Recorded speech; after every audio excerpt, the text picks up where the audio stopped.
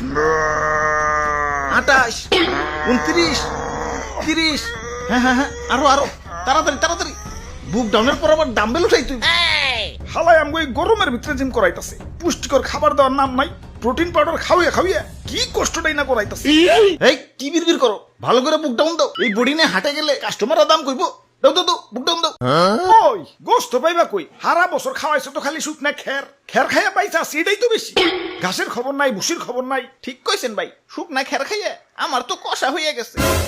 আমারে কি তোমরা বলদ খামারি পাইছো যে সারা বছর ঘাস ভুসি খাওয়ায় নিজের পকেট ফাঁকা করবো, আবার বিক্রি করবার যেও কুইতা লাভ করবো? আমি না মানব সেবা না গরু সেবা করতে আহি নাই, লাভ করতে আইছি। না বেশি সময় নাই, এই যে নাও সারা বছর ঘাস ভুসির পাওয়ার একবারে নেও। চিরা মশাই কামড়তেছে রে, বড় মশা। ভাই এটা মশা না, এটা হলো গরু মোটা বানানোর ইনজেকশন।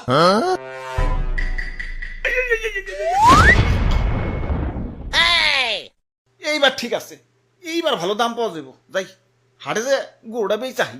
ওরে ভুয়াপুরে ইয়া সাতা কই ধরছ? ইয়া মেম্বার আমি না তুমি? সরি মেম্বার সাহেব।